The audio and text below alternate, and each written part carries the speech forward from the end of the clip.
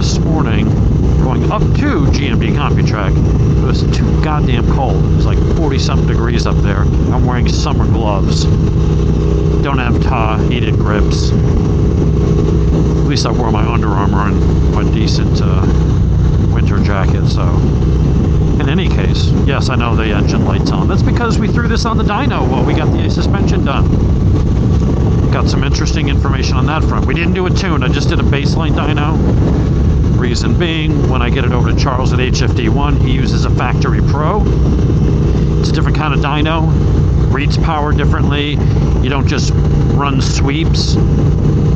He goes up to like 6,000 RPMs at 80% throttle, and it holds it at that cell for 5 seconds with a 5-gas analyzer to get exactly what's going on in the motor through the exhaust gases, and then make an adjustment, and then move to 6,200 RPMs at 80% throttle. Hold it there for 5 seconds. Takes freaking forever, but gets really, really good results. But the numbers don't come out the same as a dyno jet, which is what the manufacturers and, the rest of the world uses. Gets the same job done. But if you want to compare apples to apples, and someone's going to look at my numbers and say, well, yours is making 82, that's less than stock. And it's not. If you took a stock bike and put it on that dyno, it'd make 78, or whatever. So the dyno jet guys say that the Factory Pro numbers are too low. The Factory Pro numbers say the dyno jet guys are inflated. At the end, it's a tool to tune the motor, and they will both do just as good of a job. What matters is what you come in with and what you're left with. Well, he's got a dyno jet dyno, and so for apples to apples, with everybody else who's going to post dyno charts, I wanted to know where things stood with my current tune, with the ignition mapping. We've added some timing. We've done some butt dyno adjustments on the fuel trims.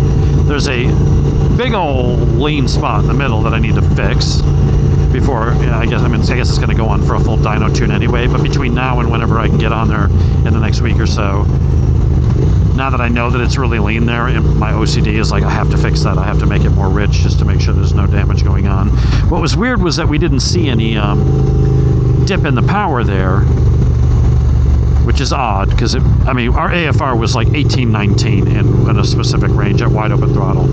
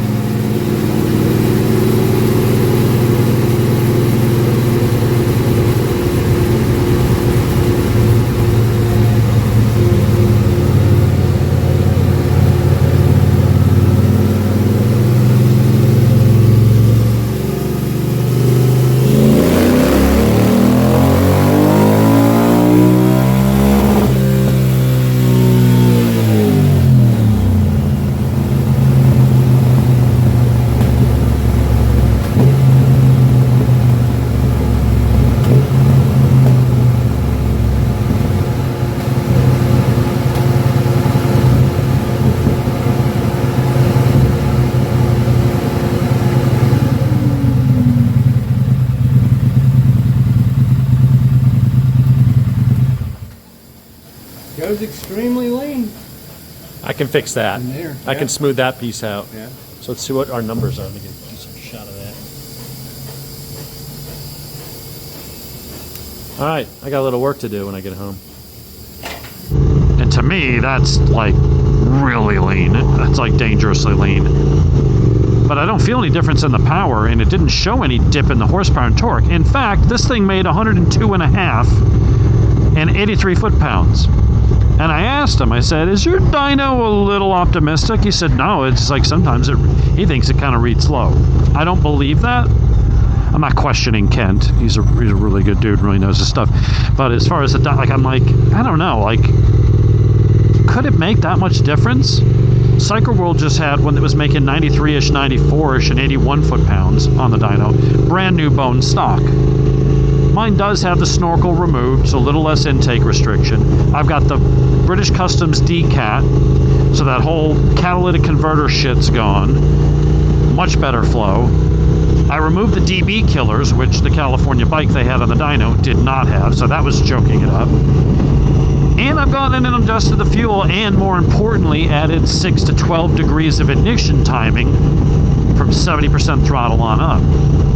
And got rid of the ride-by-wire restrictions. So then I'm thinking about, okay, my bike picked up 9 horsepower over stock. Is that realistic? But when you consider the fact that where mine was making that power, the throttle plates on the stock bike would have been closing down. It had all the intake restrictions, had the exhaust restrictions in the cat and the mufflers, and had the really, really lazy ignition timing. So when I'm adding that all up in my head, I'm like, actually, that sounds about right. So Alex, you predicted it would make over 100, and I was like, nah, not high 90s. Turns out you were right, so we'll give you some credit there. It was making 102.8 or something like that. I did screen cap the, I grabbed a picture with my phone, and I'll have a video of it on the dyno later. Yeah, so I'm going to go home. Now, we have an engine light because here's the thing. When you dyno tune these, or when you just put them on the dyno at all, we didn't tune it today. We just did a baseline couple runs, couple pulls at wide open. Because the front wheel's not moving and you can't disable ABS on Euro 5 bikes, it was like the traction control was going crazy even though we turned it off.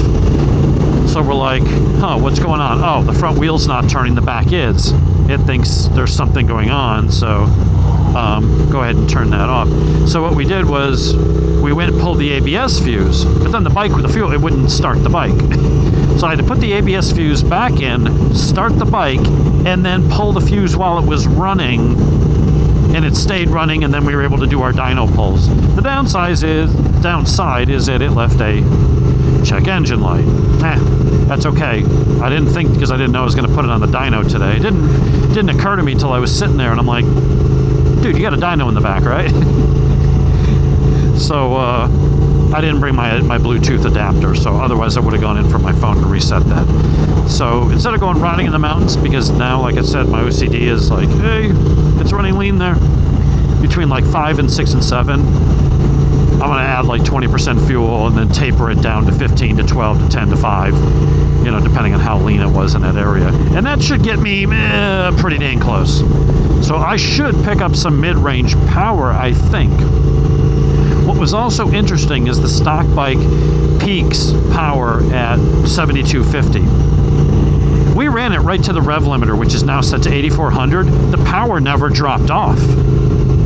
This thing maintained that peak power past the old 72.5 and kept it right up to 82 or 83 or wherever it was that the rev limiter cut in. I was not expecting that. I think that is the old bike peaks at 72.5 because of the lazy, super lazy ignition timing, and because of the throttle plates. Up there, those throttle plates were shut down to like 82%. It was choking off the motor. So now that we've got that opened up and added ignition and some fuel up there, the motor's now pulling, and it's not dropping off after 7,000 like it does stock. It's pulling right to the rev limiter, and you'll see that in the chart. That surprised me. That was very cool. I was like, huh. I figured it would pull more than it did stock. I didn't expect the motor to just slam into the rev limiter and be hitting peak at 102 at 8,000 or whatever. This bike is a lot more lively. If you do those mods, and keep in mind, this isn't even a dyno tuned map yet, which means there may still be some... Honestly, I figured Charles was going to be able to just clean it up a little, make it a little smoother, improve the idle cruising area a little bit. But looking at how lean that is in the mid-range, there may be power sitting there. So I'm going to go home and just fatten it up there and then take it out for another ride. And we'll see how that works out. Maybe now the peak power will be a little earlier, but it's still making 102 up top. But maybe it's going to make a little more in that higher end of the mid-range. I call it mid-range, but it was between 5 and 7. But the really lean spot was like around 6. So if it pulls harder up there, oh, that's going to be awesome. Because I'm not usually running it up to 8,000. I'm usually shifting around the 72, 7,500, right where peak power would have been. I just wanted some over rev in case I needed it. If I'm in the middle of the turn or doing something and I don't want to have to stop to shift because I don't have a quick shifter, I got a little over rev capability. But it's nice now knowing that I have, not only do I have that over rev, but the power isn't going roar, because that's what happens sometimes with bikes. You extend the rev limiter, but the more you rev it, the less power the bike makes, and so it doesn't really benefit you in most cases. So here it actually is. It's pulling hard. And we're almost 10 horsepower at the wheel over stock. And a couple foot-pounds more. And I think the dyno tune is going to open up more. I'm very optimistic about that. I don't think we'll pick up more at 8,000, because there, my fueling was actually fairly spot on. But I think that 5 to 7 is going to pick up a little more oomph. So, anyway, what we're going up there for originally was the suspension. These forks, if you look down, you'll now see adjuster caps. Those are the stock forks. It's just the tubing is the same. Those were completely drained, gutted, threw out all the valving, the cartridges, the old caps, the old springs, the fluid, all that gone. We ordered K-Tech Racing fully adjustable fork internals with 1 kilogram per inch linear springs for my weight. New adjuster caps, fresh K-Tech oil for that system. And it took about 2 hours. We were thinking this before. He's like, we didn't run into any problems. He's like, this was actually a very quick job. So the guys, Kent and Dave up at GMD Computrak in Fairmont, Georgia, went up there. They do a lot of pro race teams and stuff like that. They do a lot of stuff, frame straightening, geometry changes, all kinds of really high-tech stuff. They got all these jigs for straightening frames with lasers, just really cool things, and he's been doing this forever. So we went and rebuilt the forks, went in and set them up, set the sag. My forks were near bottoming out before. Now they shouldn't be. They're much closer matched to the Ohlins shocks on the back. And it's a nice ride. It's very supple. It's a little bit stiffer. There's definitely more rebound, so there's less pogoing, but having the stiffer springs and the better compression that we could dial in gives you a nice controlled but smooth stroke going down. So it's not going to bottom out. And it's going to support me and the bike and keep it a little more planted and stable. Also, when the forks compress too much and you're close to bottoming out, if you're on the brakes and it bottoms out, well, now the tire is essentially now your last bit of suspension. So you're just kind of squirming and squishing the tire into the ground, and then when it pogos back because it doesn't have enough rebound damping. So that's all much more controlled now. It really kind of matches the Ohlins on the back. So I'm not giving it much of a workout here.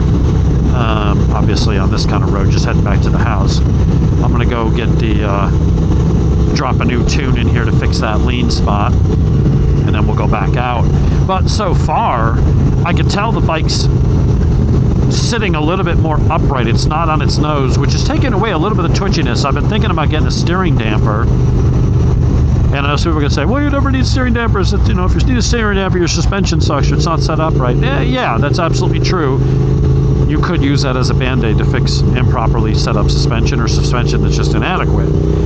I may still want it just for the sake of it, because I look at it like a safety item. Nobody has a tank slapper until something happens. You hit a really bad pothole at speed, or something happens, and for whatever reason, you get into a tank slapper.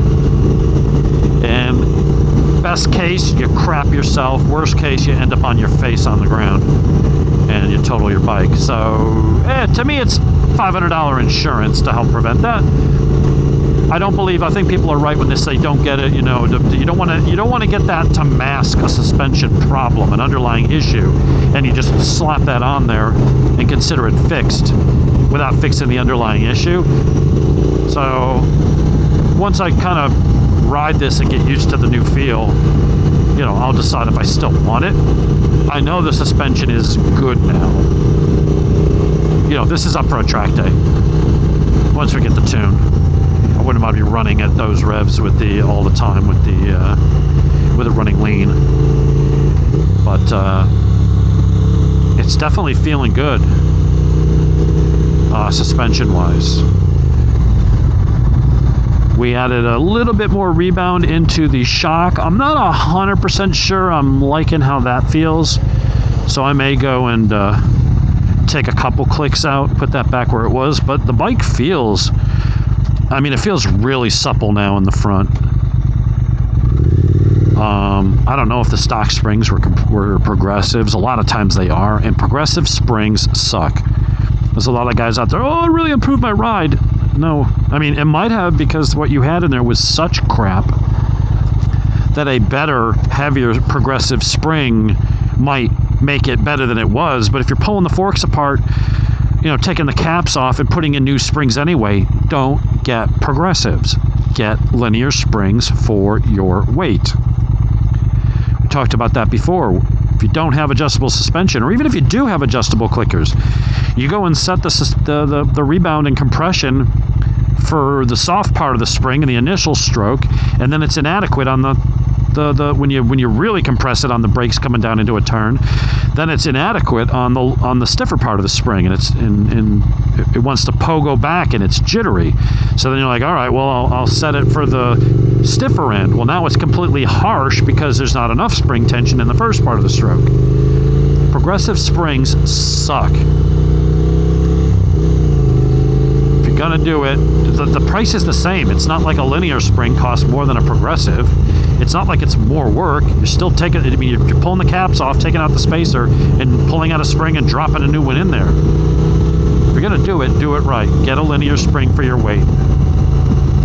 If you don't have adjustable suspension, maybe you play with the oil or things like that. If you got cartridges, that's the beauty of this. No matter where I am in the stroke, if I'm hard on the brakes, if it's just going down the road, the springs are always pushing back the same amount no matter what's going on.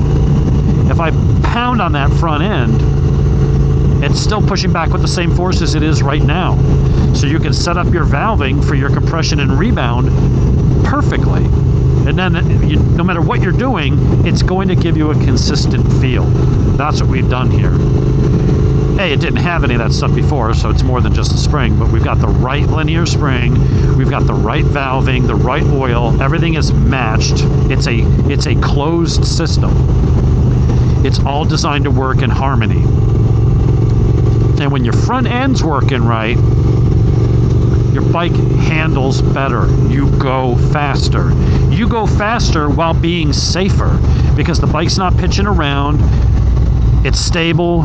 It maintains that contact patch better, which means it maintains your grip better.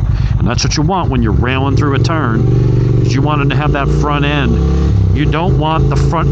What you want to do is when you go watch a racer. Go watch Rossi or Marquez or one of those guys on track. If they hit the rumble strips or something on the side of a track, when they're on the side of that tire or they're coming into a braking zone, what you will see is you'll see the wheel, the suspension doing this. The wheel's moving up and down on the bike or on the road. The bike is level. The bike's not pitching up and down. When you don't have your suspension set up right, when you're going over those bumps, instead of you just going over the top of them and the tires going waka, waka, waka, waka, you know, and taking all the hits without transferring it to the bike, when your suspension's not set up right, the bike is pitching up and down and bouncing over those bumps, which goes into the handlebars, which gives you unwanted steering input. You want to be able to go over some, you know, obviously if you go over a big pothole, that's another thing. But when you're going over those road imperfections, if you were running alongside the bike and looking at the wheel, at the side of the bike in a profile, you'd want to see the tires doing this and the bike just smooth and steady. That's what this shit does. You can feel it soaking up the bumps. It's giving you good feedback. You can feel what's going on at the front. I'm not using anywhere near the suspension travel that I was before, but it's not harsh. It's not overly stiff. It's actually very smooth. It's very plush when you push on it. So far, this feels great. The only thing I might do is take out 3 or 4 clicks of rebound on the rear.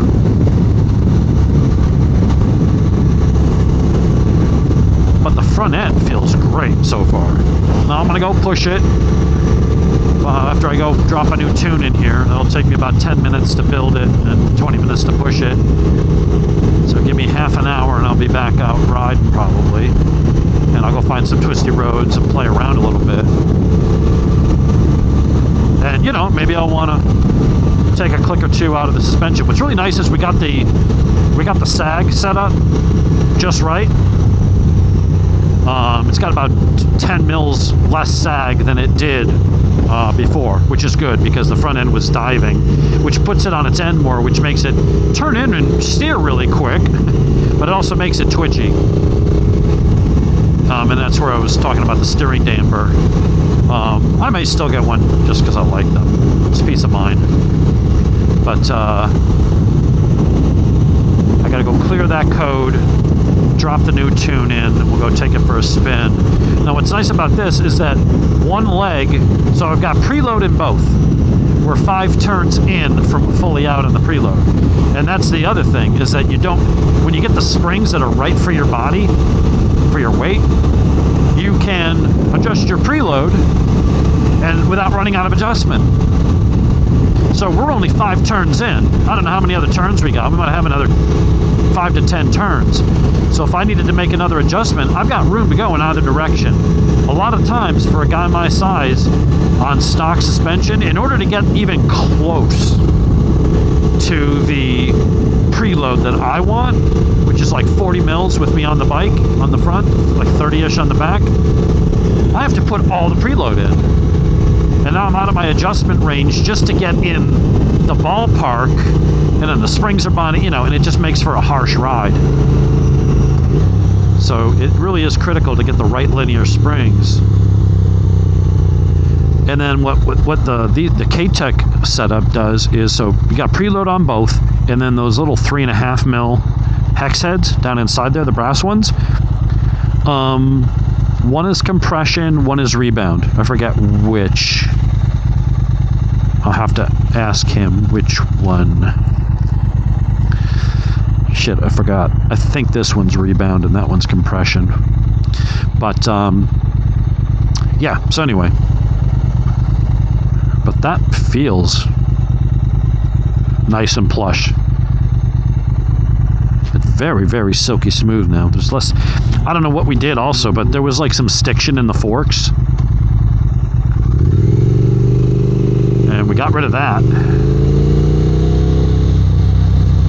So, this feels great. I'm going to soften up the shock in the back just a tiny bit. Clear my code.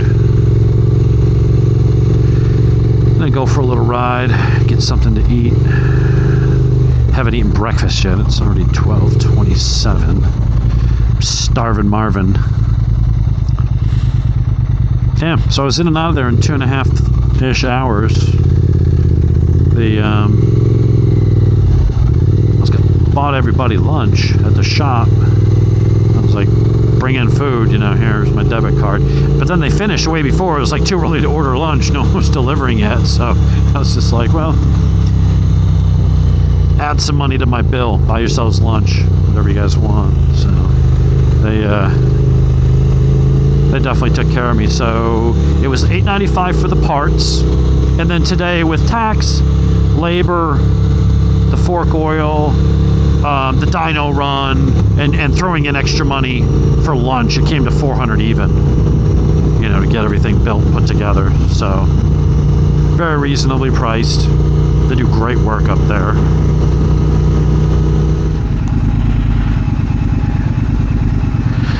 All right, folks, clear the error code. I'm gonna go for a quick spin and hit some twisties. We're also gonna see if filling in that lean spot was the right move. And I'll be honest, I'm kind of unsure, because the power curve, it was really weird that for it to be that lean in the middle and have no dip in the power or anything weird going on with the torque. So I asked Kent, I'm like, are you sure your thing's reading AFR properly? Because when I look at the torque and the horsepower curve, it was smooth and linear, and there was nothing wrong in that area. So we'll see.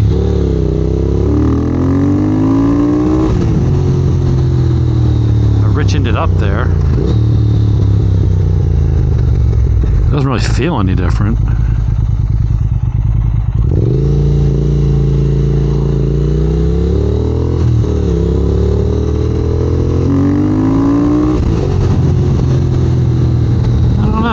If I feel a difference or not.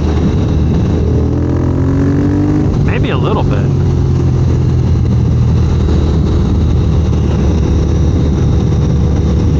You know, if you remember back to some of my earlier videos where I was talking about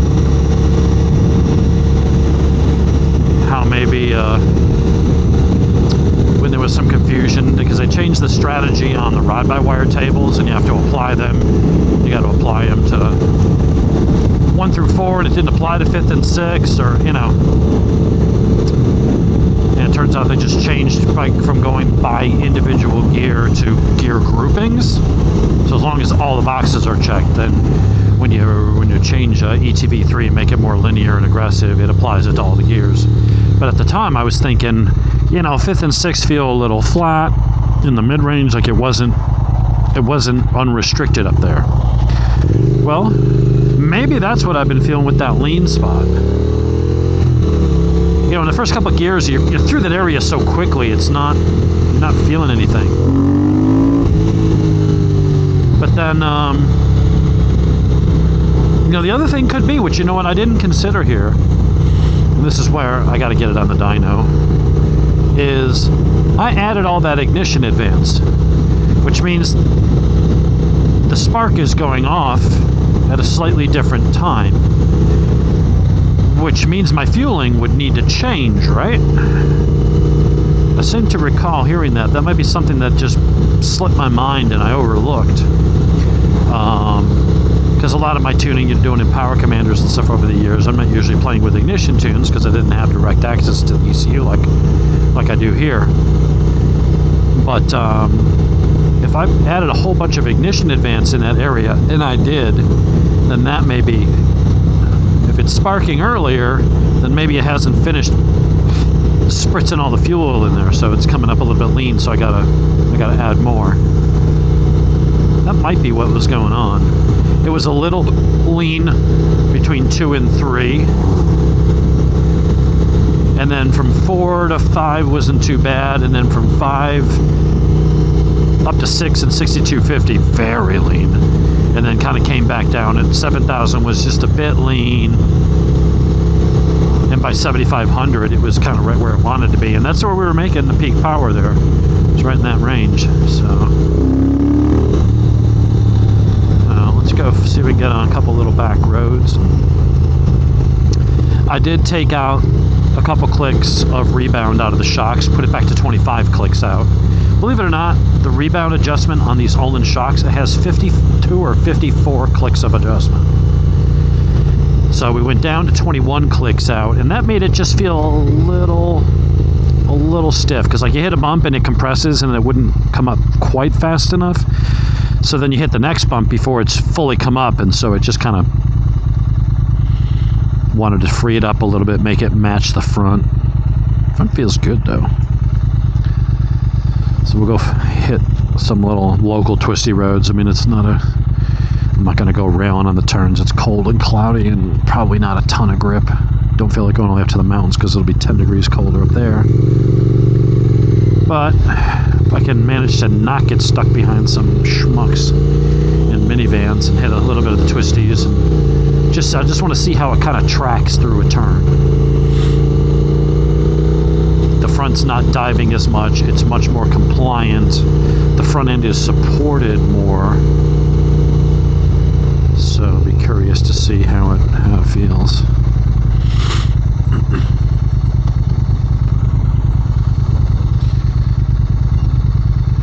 My luck, I'm not going to be able to get a freaking clean run down any road. It's just going to be every idiot out in their pick-em-up trucks and minivans just tooling around.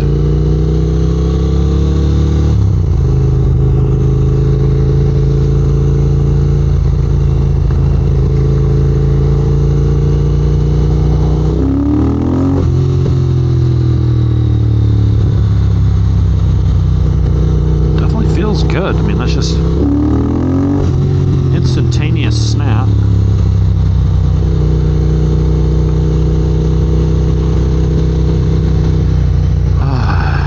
Come on, slow pokes. Let's go.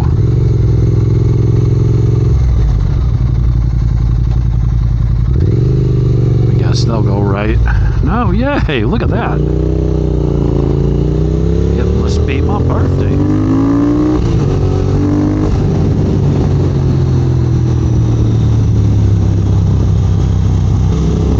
I was torn on whether I should make those changes because... Oh, they ate that bump. That was a big bump there from a root or something under the road. Normally it bangs the front end. That was pretty nice. You know, I've been going by feel, and I can feel, yeah, maybe it's a little, and then I figure my butt dyno is not going to be as precise as a real dyno, obviously. So I want to get it on there. You know, but it's like when I look at that dyno chart, the chart looks awesome, but then you see that horribly lean area. So what does it mean? God damn it, I gotta get around these clowns.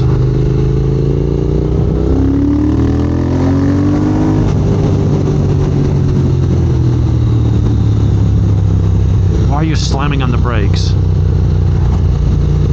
way before the turn? Another out of state.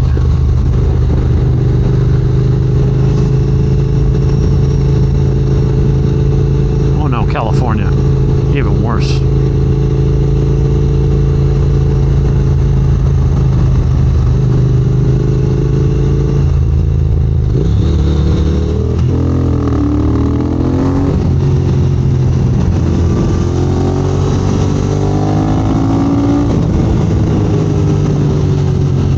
It's ripping a little better.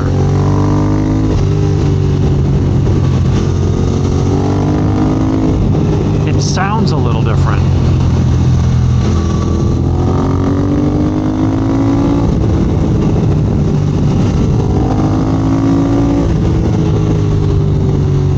It's like it sounds a little bit better. I don't know how else to describe it. I don't think we made a massive difference in power, but there wasn't a massive dip there anyway. It just said it was really lean.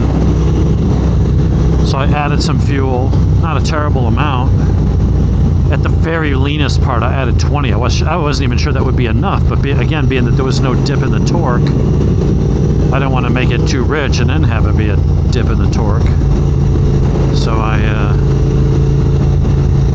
at the very highest point where it said, you know, an air-fuel ratio of like 19 or whatever it was, I put 20%, and then as the graph came down, I took less and less, and down to like 7%.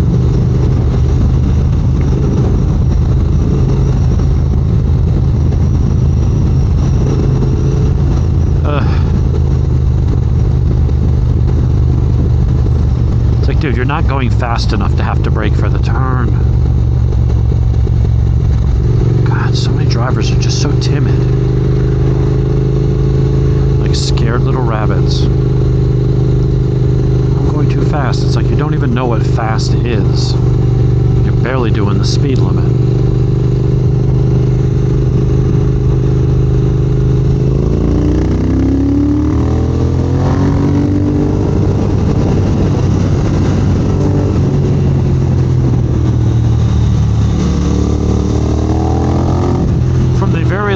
Bit I'm able to do here, it's definitely tracking better. It's weird because it's not much firmer. Everybody thinks you want to go fast, you got to make the suspension hard as a rock. It's like, yeah, if you don't have sway bars on your car and you're trying to keep it from getting body roll and stuff like that, but just, you know, you don't want it incredibly stiff. The suspension's got to not only absorb hits, but when you go over a rise in something, the suspension's got to work in both directions.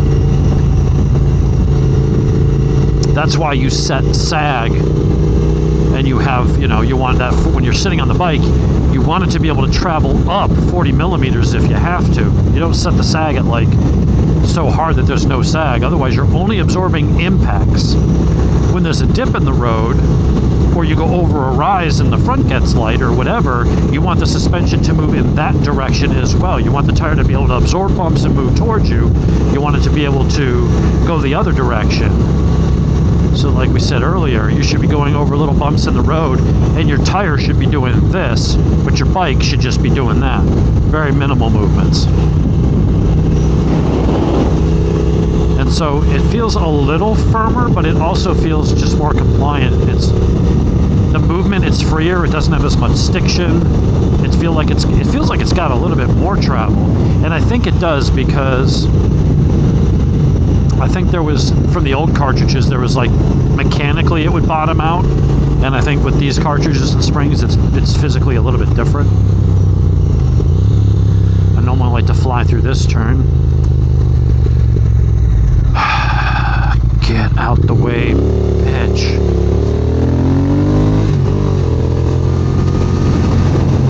Oh, and there's another car that just happened to pull out right in front.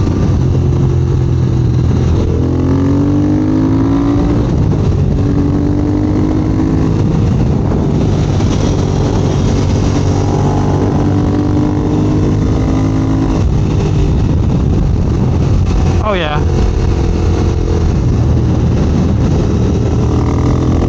I'm not going crazy because again we're on cold roads, cold day, coldish tires, but man.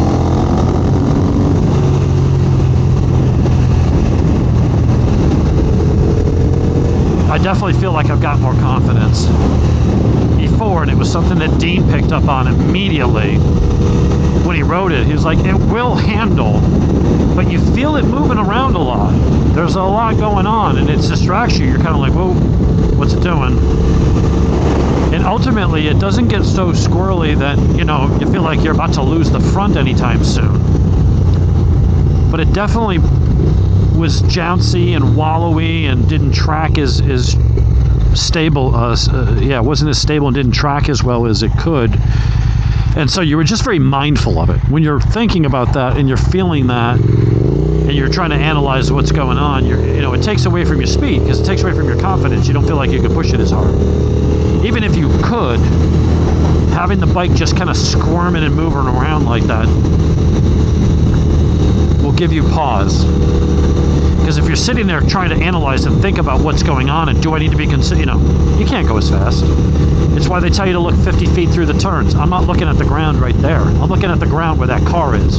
Because if there's a pothole, if I saw oil or diesel on the road, if I saw busted glass, I need to start braking and thinking about moving now back here. I can't wait till it's right there. By the time I go, hey, look, before I even finish the thought and go, oh, that's glass, it's already gone. I'm already on it. Like that gravel right there.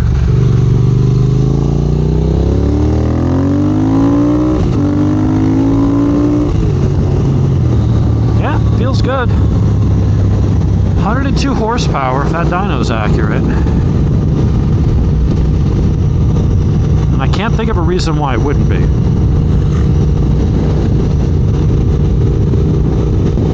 We've done considerable mods, as well as unrestricting the bike. An old Aston. Couldn't tell if it was legit or a kit car. But, yeah. Forks are worth it. I mean, you get that at the end of the day, it's $1,200, almost $1,300. It's not cheap. The forks or the shocks were $650 or so, and I installed them myself. By the time you're done, you're talking almost $2,000 for suspension. It'd be nice if they just sold a Speed Twin RS that came with Ohlins, and all you had to do was, you know, go bounce on it, set your sag, and set your clickers. Of course, you always run the risk you might, you know, might not be even though it's Ohlins, it might not be sprung for your weight.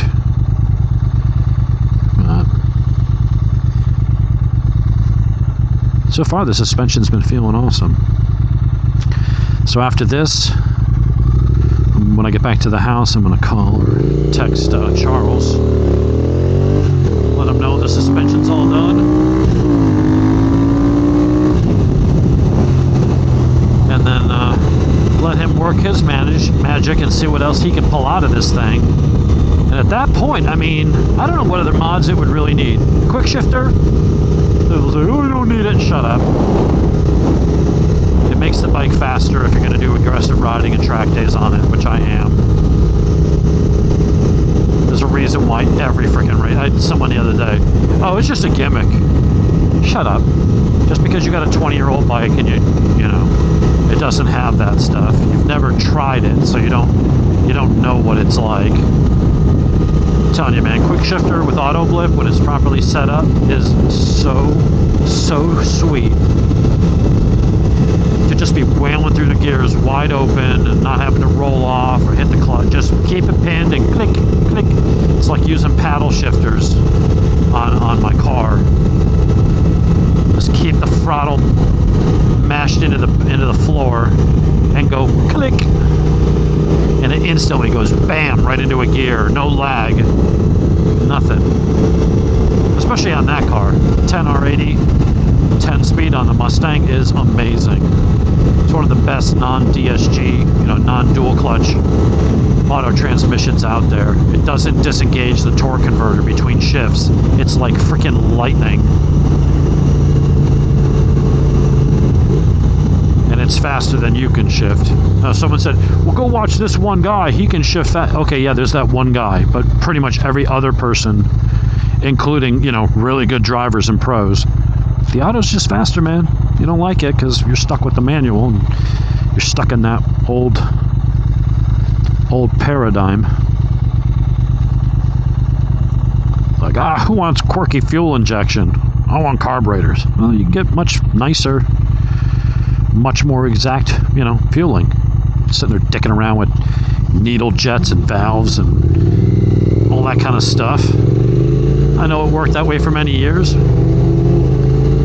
Nowadays, you got, you know, primary injectors and overhead shower injectors and adjustable intake tracks, you know, your velocity stacks. You know, it used to be you had short stacks for max power, but you gave up some low-end horsepower. Or you had the longer stacks for more low-end torque and grunt, but then you'd suffer on the high end. Well, now they got velocity stacks that change the length as you drive. So down low, the velocity stacks are long. As soon as you hit a certain RPM where it crosses over and it starts to hurt your performance, there's a servo motor that goes boop and moves them out of the way, and now you're left with the short stacks. So you get your low-end torque and you get your high-end power. A lot of people stuck in the old ways of thinking. I used to think ABS and traction was a gimmick. No, what do you need that for? Well, would you buy a car today that doesn't have ABS? No.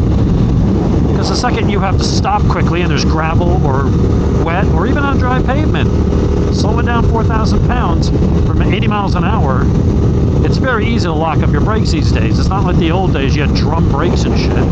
Now you got massive rotors and Brembos and power assisted brake, you know. You can go and just lock up your brakes and lose control. Something with traction control. And especially on a day like today, if I was out riding my Mustang, if I turn off the traction control, it'll be all over the frickin' road. Until those tires get hot and sticky, and even then it spins them up in the first couple gears. But on a day like today, that traction's kicking in and spinning the tires in the first 3 gears. And unless you're the Stig, which nobody replying to any of my posts or any of the things I see online is,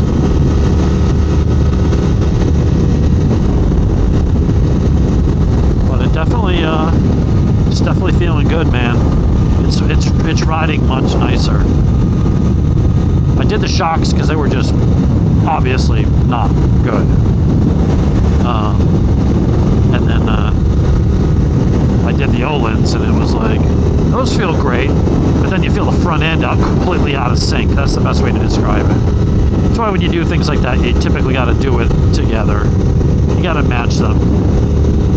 The way your suspension, you can't have the front going boing, boing, boing, and the back hard as a rock. The bike's got to work in harmony, front and rear.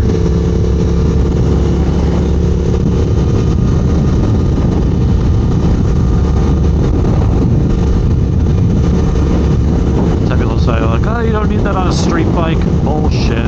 Well, you know, that kind of stuff, traction and ABS, you know, doing the suspension and brakes, that makes sense on track.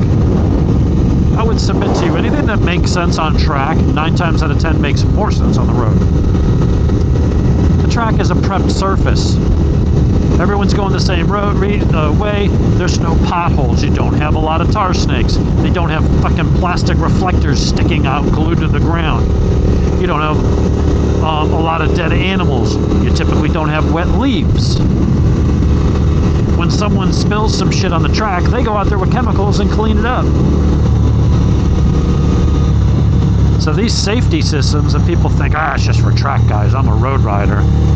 You're way more likely to need traction control with all the gravel and diesel spills and crap that people dump on the roads and the potholes and all that shit. You are way more likely to need ABS and traction on the road than you ever are on track. Quick shifter? Depends on how you ride. If you really want to go fast and, you know, you want that simplicity, especially with auto blip and downshifts, not having to mess around with rev matching and doing this and the clutch and all. You just coming into a turn and it just rev matches and does it for you. It is a lovely thing. Yeah, taking the 4 clicks to rebound out of the back was the right thing to do. I felt the back was harder, took out those clicks, and now it's working together.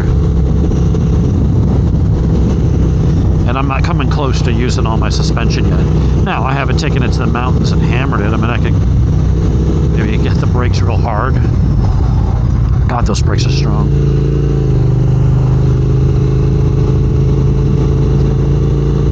I'll need to play a little bit more and see how much of that suspension travel I use.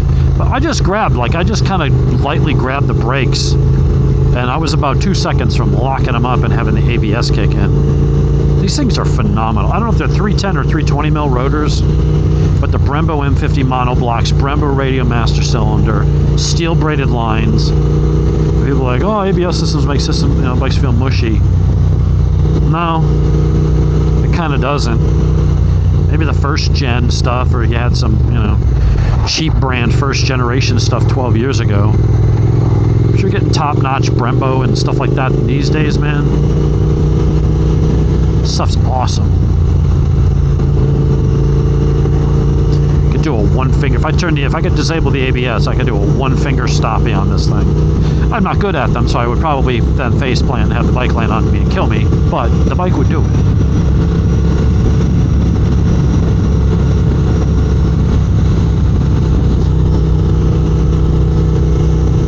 So Ron, if you're watching this, next time we're up in the mountains on a decent weather day, you might want to wait for some warmer weather. Go play with it now. You know, the K-Tech made a big difference here. I know you put AK-20s on your Triumph and transform the handling. I mean, these are on par with, you know, with those. As far as quality and all that stuff, K-Tech makes really nice stuff.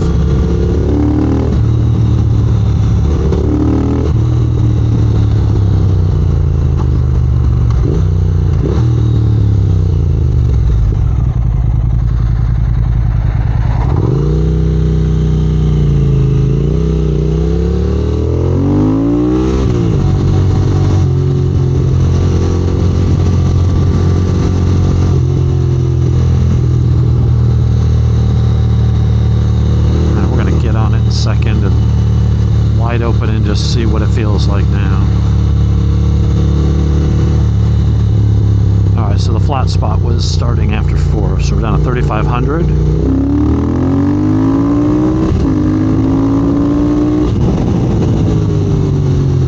Feels great.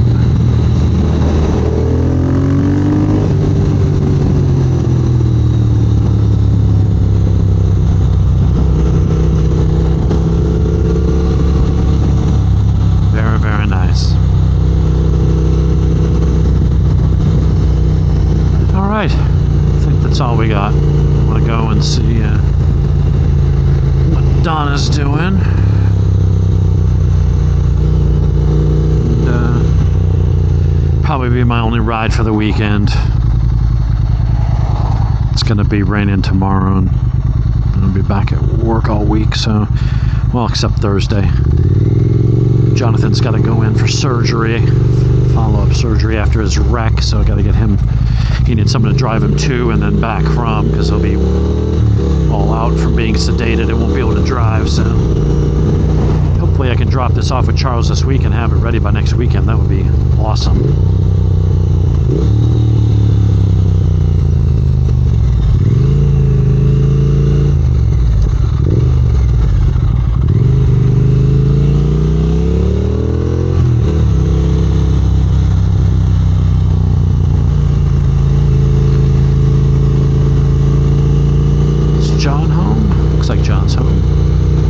See what he's up to.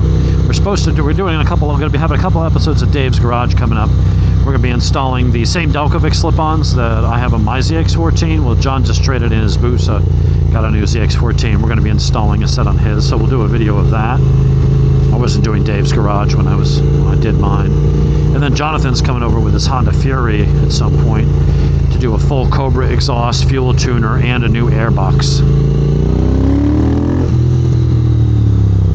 So we'll do 2 episodes of Dave's Garage. Good noise. Come on, get up in there. Pump. All right, everybody, take it easy.